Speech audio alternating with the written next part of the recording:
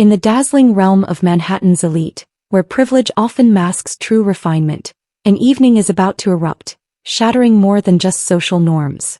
Victoria Winchester, a 27-year-old social media titan turned socialite, demands that Marcus Thompson, her waiter, entertain her birthday guests on her grandfather's prized Steinway. She believes she's merely flexing the muscles of her wealth. Little does she know, Marcus guards a secret that will dismantle her perfectly constructed world and challenge everything she thought she knew about talent, dignity, and the burden of inherited prejudice. This isn't just another tale about racism, it's a profound journey through the intricate layers of American society. Here, talent knows no color, yet opportunity wears a very specific shade. Are you prepared to confront your own preconceptions? Marcus Thompson's fingers twitched as he navigated Le Papillon's elegant dining room, cradling delicate bone china teacups. Each step was deliberate, every motion precise. The same precision he once wielded playing Chopin's Etude Op. 25, number 11 on European stages. At 36, his hands still held the echo of countless concertos, but these days, they were more accustomed to the heft of serving trays than the delicate touch of piano keys. The morning light, filtered through Le Papillon's crystal chandeliers, cast kaleidoscopic patterns across the cream-colored walls. Marcus moved between tables with practiced ease, preparing for another day of serving Manhattan's crème de la crème. His colleague, Sarah, often jested that he moved like a dancer, unaware his rhythm originated from a different kind of music. "Marcus, darling, could you assist with the place settings for the Winchester party?" Madame Beaumont, the restaurant's owner, called from her office. "They're arriving to finalize the birthday arrangements this morning, and everything simply must be perfect." He nodded, suppressing a smile at Madame Beaumont's perpetual anxiety concerning high-profile clients. In his 3 years at Le Papillon, he'd witnessed countless celebrities, politicians, and socialites grace those gilded doors, each arrival treated by Madame Beaumont as a royal decree. As he meticulously folded Provence linen napkins into perfect triangles, his thoughts drifted to the stack of medical bills awaiting him at home. His mother's cancer treatments weren't self-funding, and his sister's college tuition was due next month. The bitter irony wasn't lost on him.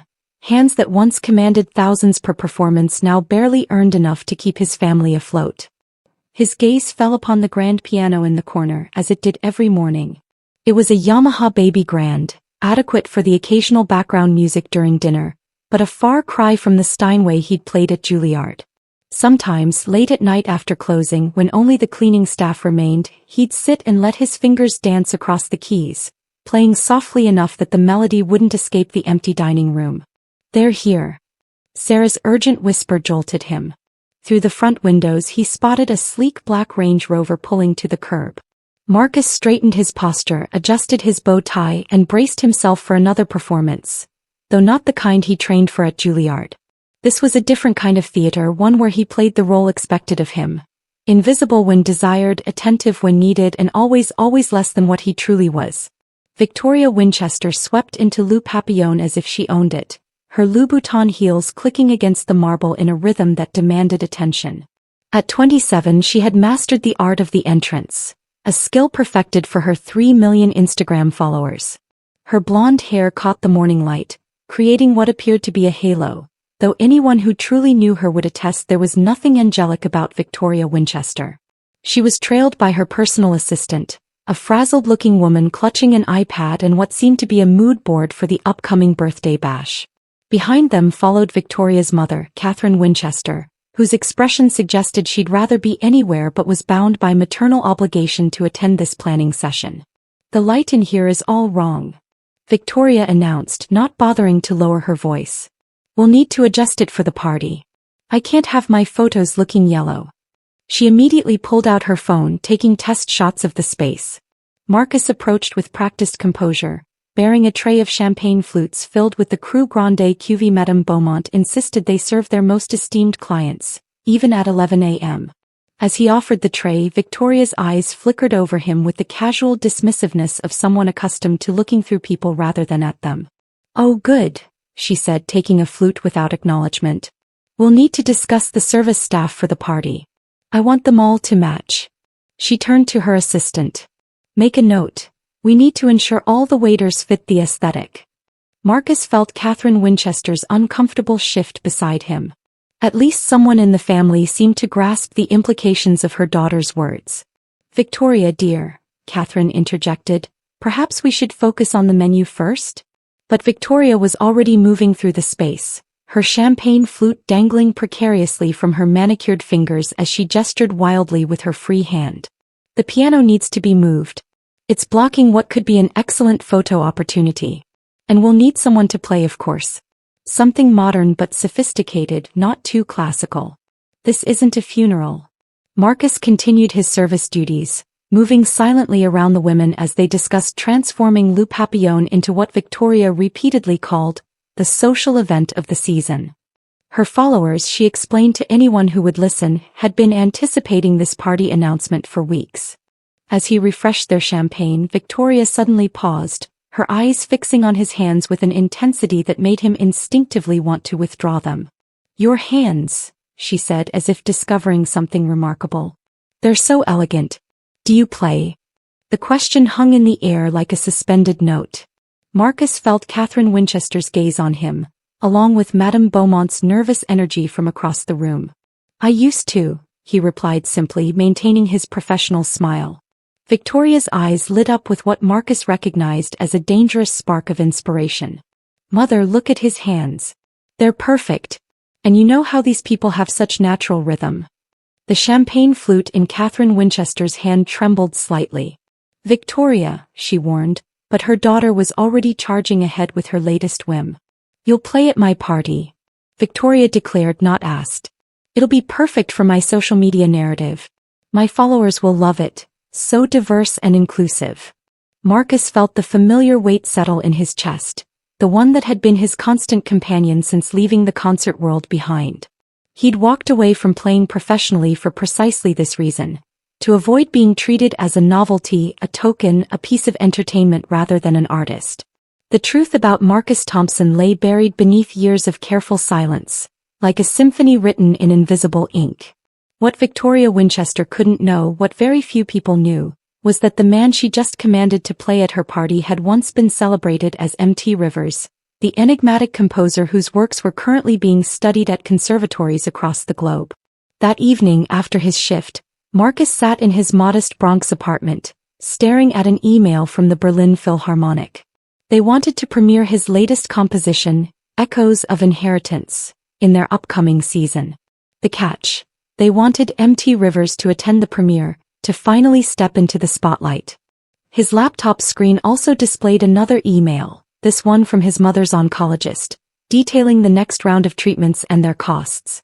Beside it lay a letter from his sister's college, congratulating her on maintaining her scholarship but reminding her that the remaining balance for next semester was due soon. Marcus moved to the digital piano in the corner of his living room, slipping on headphones so as not to disturb his neighbors.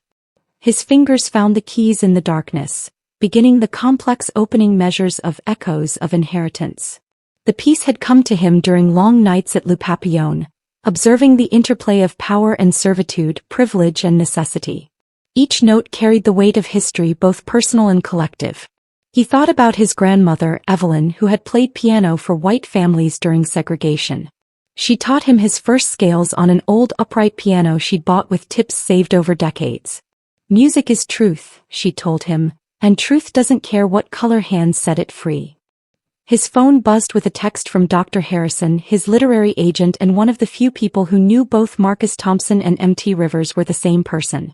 "Berlin's getting impatient. The classical world is ready for M.T. Rivers to step out of the shadows. Think about it, Marcus. Things have changed." But had they? Tomorrow he would return to Le Papillon, where Victoria Winchester would undoubtedly continue planning her birthday celebration, blissfully unaware that the waiter she'd commanded to perform was the same composer whose work her expensive private school education had taught her to revere. The irony would have been amusing if it weren't so painful.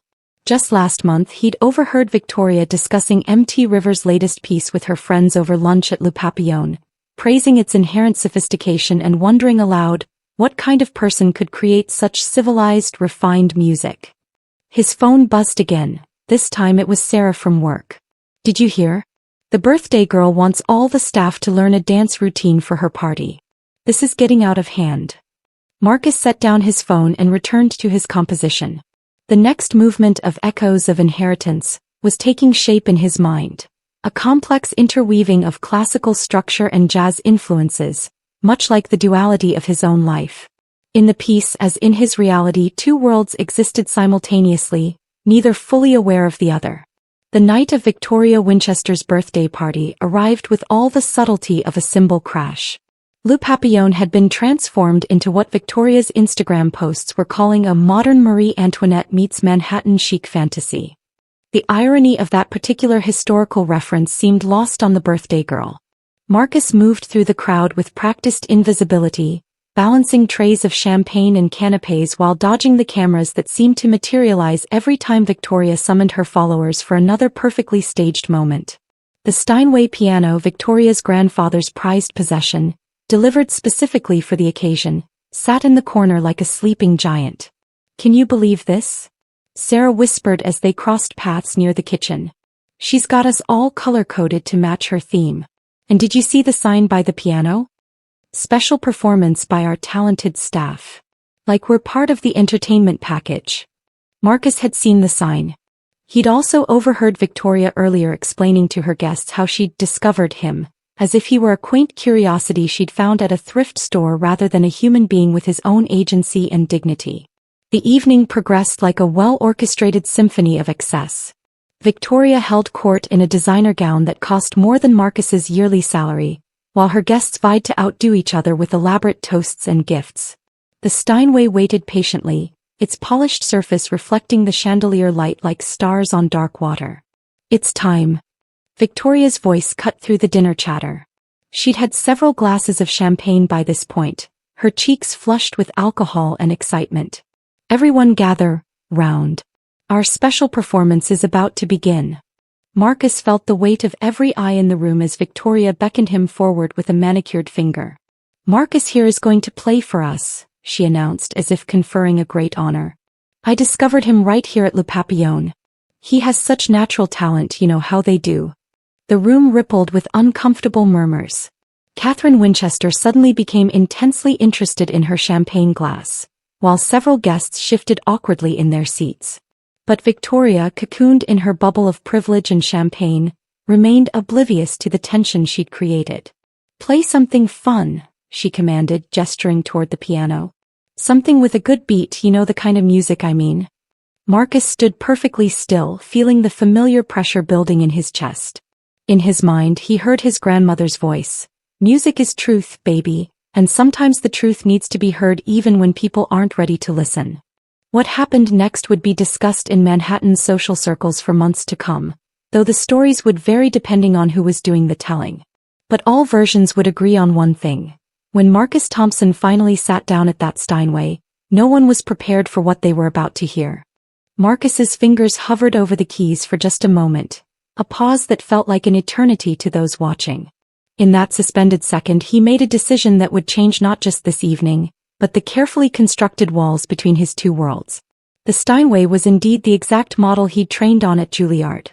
A Model D concert grand with its distinctive rich bass and bell-like clarity in the upper register.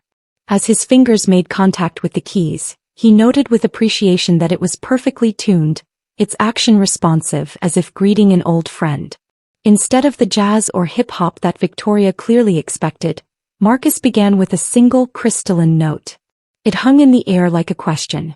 Then without warning he launched into Bach's Chromatic Fantasia and Fugue in D minor, one of the most technically demanding pieces in the classical repertoire. The reaction in the room was immediate. Conversations stuttered to a halt. Champagne flutes stopped midway to lips. Victoria, who had been posing for yet another photo, slowly lowered her phone. The piece was a deliberate choice, a composition that began with an almost violent intensity before dissolving into intricate complexity. Marcus let his fingers fly across the keys, each note precise despite the years he'd spent away from professional performance. The Fantasia's wild runs and arpeggios filled the space, demanding attention rather than politely requesting it. In the corner of his eye he could see Victoria's face cycling through emotions. Confusion, embarrassment, and something else. Something that looked almost like fear. Not fear of him, but fear of what this moment meant for her carefully constructed worldview. The other servers had stopped their duties, standing transfixed. Sarah was grinning widely, phone discreetly recording the moment. Madame Beaumont stood in the doorway to the kitchen, her hand pressed to her heart. As the fantasia transitioned into the fugue, Marcus allowed himself to fully inhabit the music for the first time in years. Each voice in the fugue spoke with clarity and purpose, weaving together in a mathematical dance that Bach had designed to showcase both technical mastery and emotional depth. He was no longer playing for Victoria or even for himself. He was playing for his grandmother, for every person who'd ever been judged before they'd been heard, for every artist who'd had to hide their light. Among the stunned guests was Emma Chin, a graduate student at the Manhattan School of Music. She stood near the piano, her expression shifting from surprise to intense concentration as Marcus transitioned seamlessly from Bach into Rachmaninoff's Piano Concerto No. 3. Her eyes widened with recognition. The opening theme of the Rachmaninoff filled the room with its deceptive simplicity, like calm waters hiding depths beneath. Marcus knew this piece intimately. He'd reimagined it in his latest composition, Echoes of Inheritance, weaving the Russian master's themes with his own contemporary voice. Emma moved closer to the piano, her graduate thesis practically burning a hole in her bag.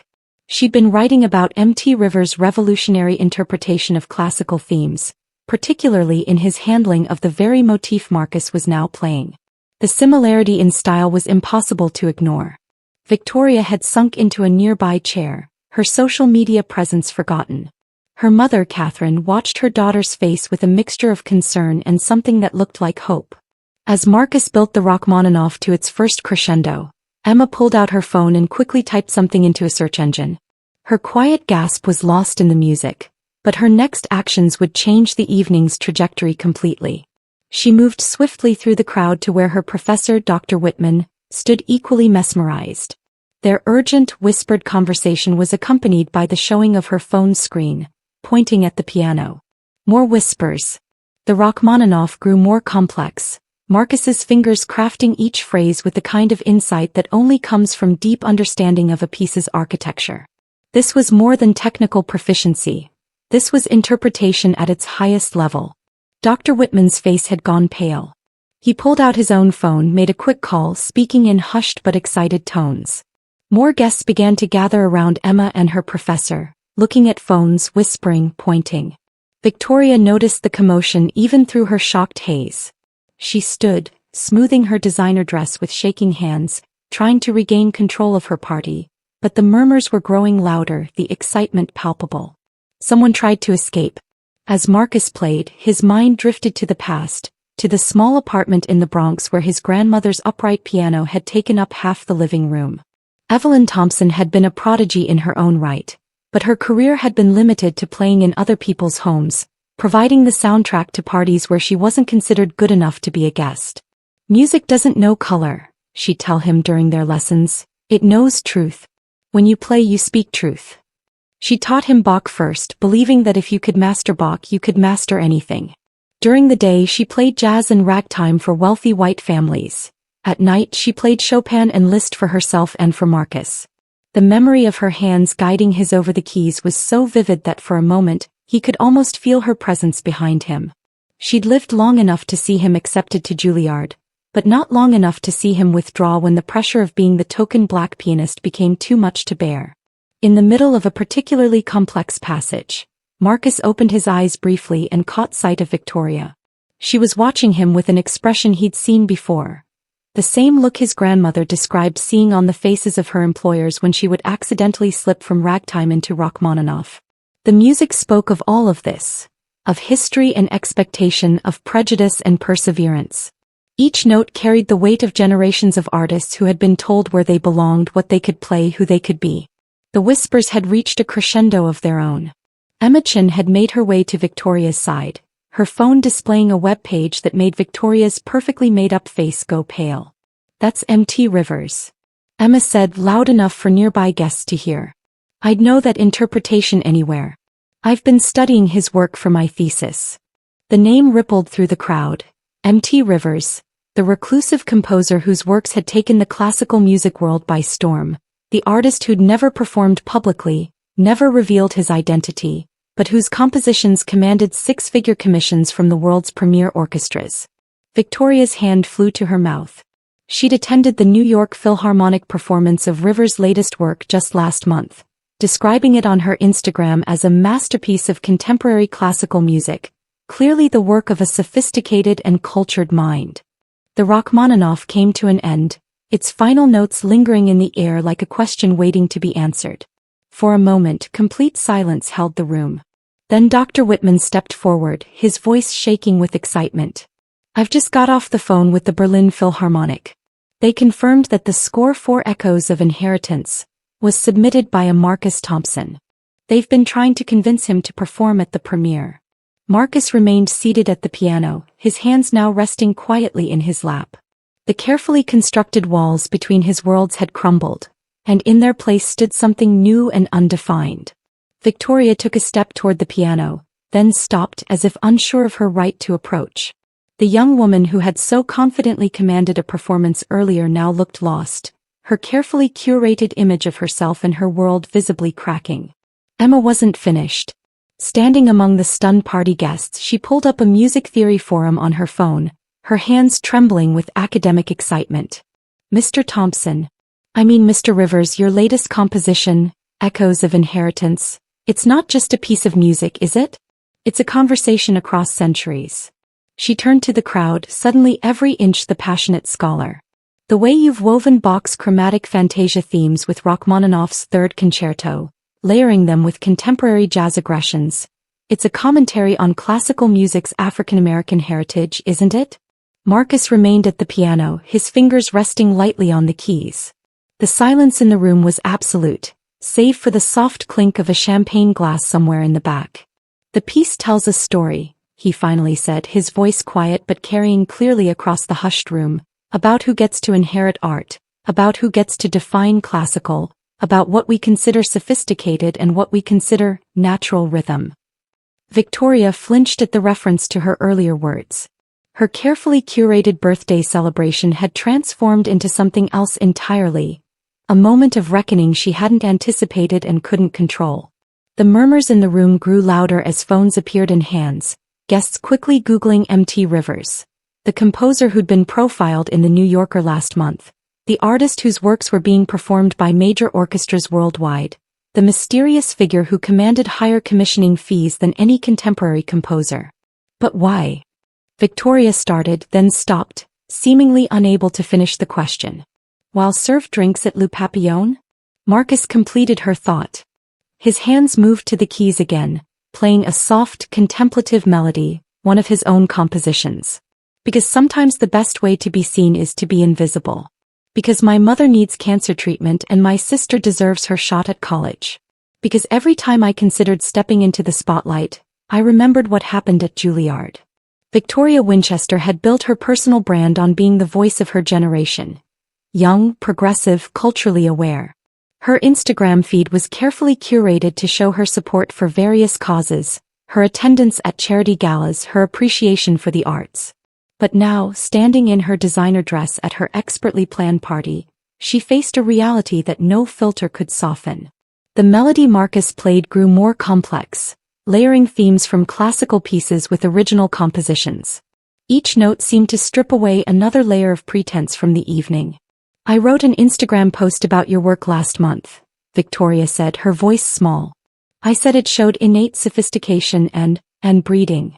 "I remember," Marcus replied, his fingers never stopping their dance across the keys. "I was serving your table that day. You were having the duck confit." The impact of this simple statement rippled through the room.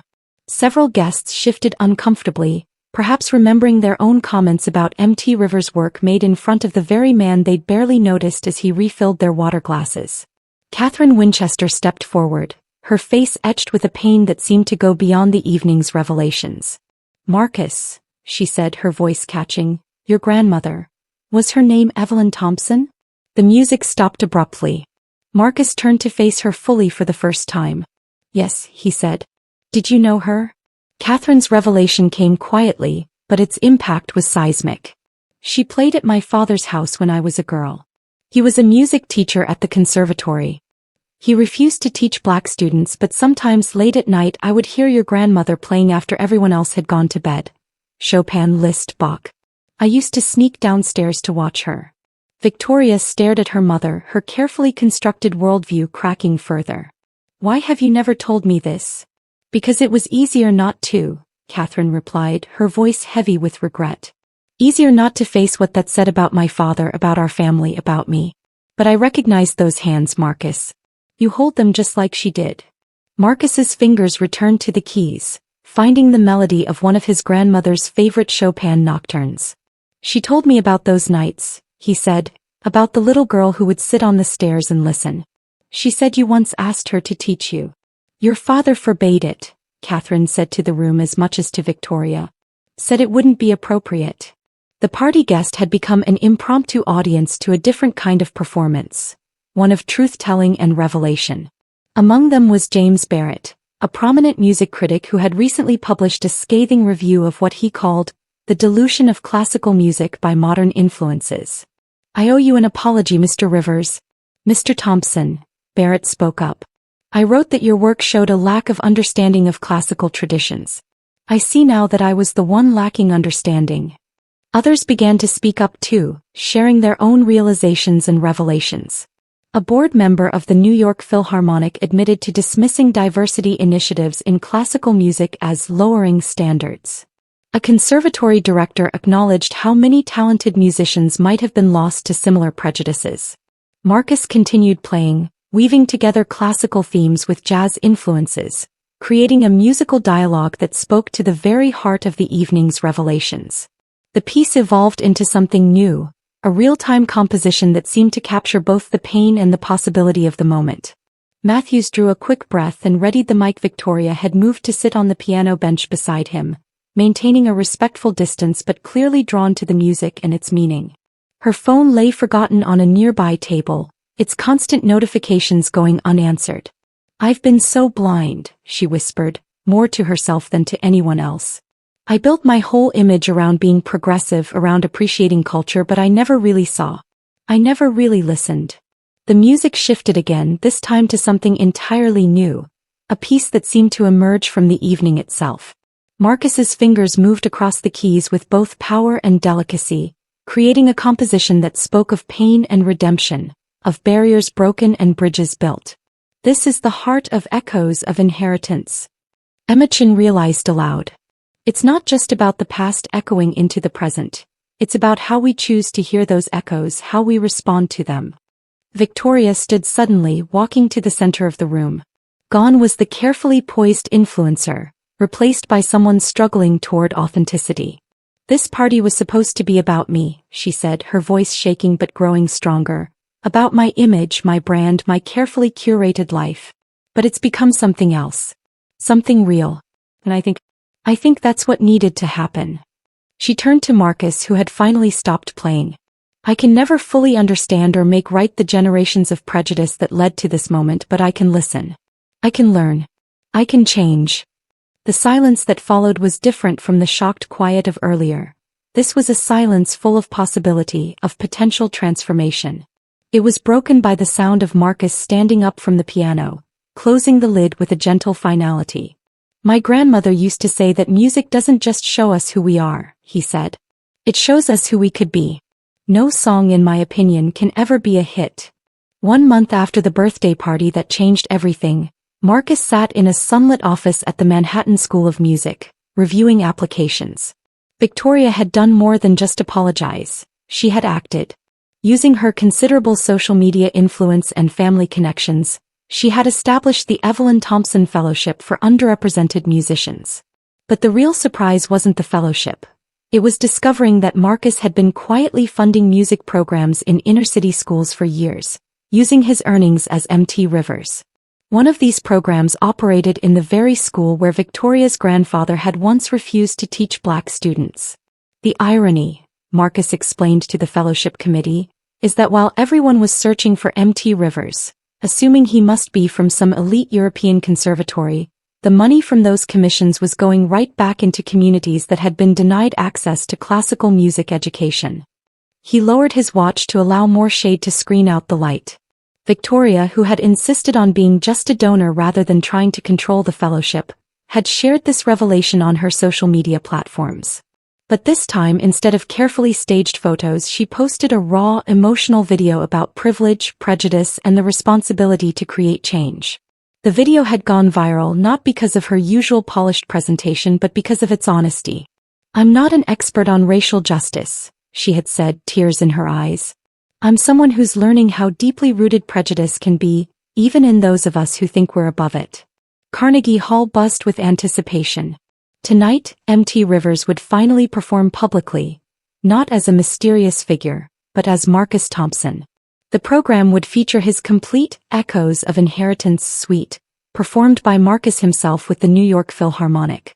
Victoria sat in the audience beside her mother, both dressed elegantly but simply. Her phone remained turned off. This wasn't a moment for social media. This was a moment for listening. The hall fell silent as Marcus walked onto the stage. He wore no tuxedo, but rather a beautifully tailored African print jacket over classic evening wear, a visual representation of the cultural bridges his music built. Before sitting at the piano, he spoke to the audience. "My grandmother used to tell me that music is the language of truth. Tonight I want to tell you a truth about inheritance, not just of wealth or privilege but of art, of culture, of humanity itself. What we inherit isn't just what we're given. It's what we choose to do with what we're given." As the first notes filled Carnegie Hall, the piece revealed itself as something even grander than his previous works. It was a musical journey through time, weaving together classical European traditions with African rhythms, jazz harmonies, and contemporary innovations. The Evelyn Thompson Fellowship had just announced its second class of recipients. Among them was a young pianist from the Bronx, discovered through one of Marcus's music programs. Victoria attended the announcement ceremony, not as a social media influencer, but as someone who had found her true purpose. She had spent the years documenting the real stories of musicians from underrepresented backgrounds, using her platform not to showcase her own virtue, but to amplify other voices. Her Instagram followers had initially dropped when she changed her content, but then grew beyond her previous numbers as people responded to her authenticity.